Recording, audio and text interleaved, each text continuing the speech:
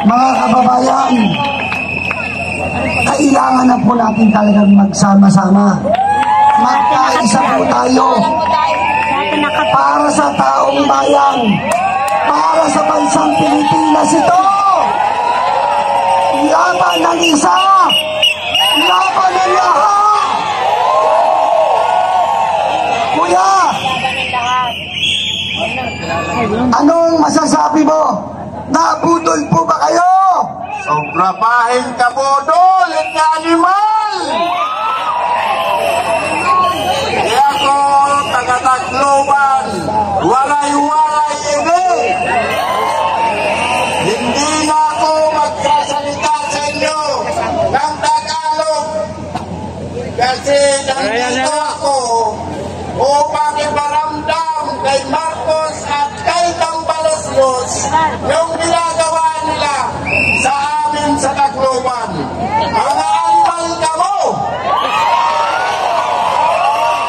Ano ka, Martin Romaldes, nagkamayada, Impactore, Himpugas, Karinsalmon, Ngaitonyara, Imo, Lengal Alfred, may pagsirig pa nimo, pabigas ni Lolo nga ni Lola, pero bukod ng mabahong.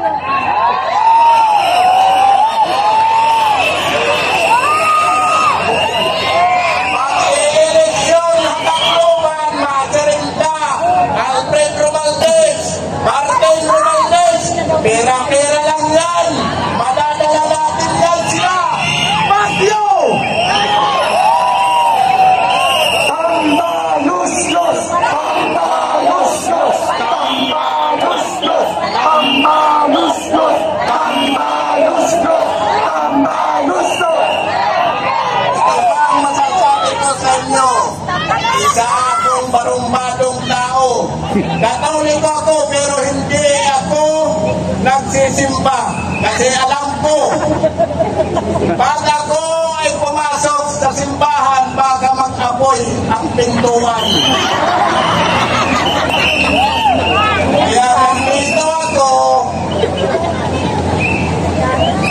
pastilan binuo ko. Kung hino man yung general, kung hino man yung mga polis, pagkanto ka mo, hasirong Bilma, Bilga na ikaw kiyarante. Hindi ka mo mag-iikaduhan istorya. Hindi na kayo sisigatan ng araw. Bakit kayo dito?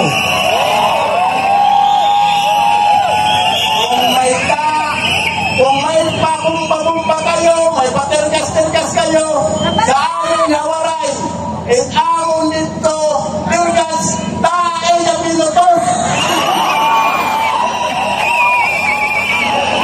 Amon dito, water cannon, usa ka bulan yan, usa ka sila na tatagkahay yung mga pulis ko. Mga animal ka mo!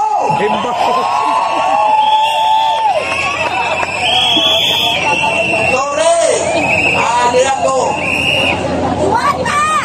Kilala niya na wong, akyo kala. Istingin niya na wong, tutureon na ikaw.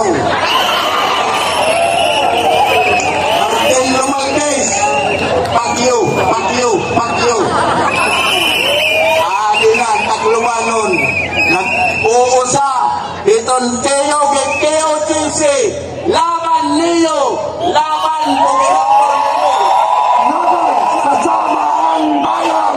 Laban kasama ang bayan! Laban kasama ang bayan! Laban kasama ang bayan! Laban kasama ang bayan! Laban kasama ang Brother, meron pa tayo isang brother na gustong magsalita dahil isa rin siya sa nabudol. Gabi-gabi nandito to. Brother, sabihin mo na kung ano ang iyong hinaing laban sa bangat. Sino po ang mga Ilocano dito? Taas kamay! So, ngayon magatira ba is imong kanan? Itong Pangulo na ito, nasa Malacanang na nabutol lahat ng tao na nandito. Di baling mahuli ako, lahat ng Pangulo, maliban lang kay 15, Sara, na ipapaupo natin sa susunod na eleksyon. Kakasa ba kayo? Yes! Inday Sara Duterte! Inday Sara Duterte! Inday Sara Duterte! Inday Sara Duterte! Okay. Ito po ang aking panawagan para kay Bangag. Gabi-gabi ako nandito sa Liwasang Bonifacio para mangalaga sa KOGC. Hindi man ako member ng KOGC, gusto ko lamang po na pumasok bilang KOGC members. Para pangalagaan ako ni Pastor Chico Baloy. Yes. Pastor Chico Baloy, kung nasan ka man ngayon, andito ako sa harapan na nananawagan sa iyo.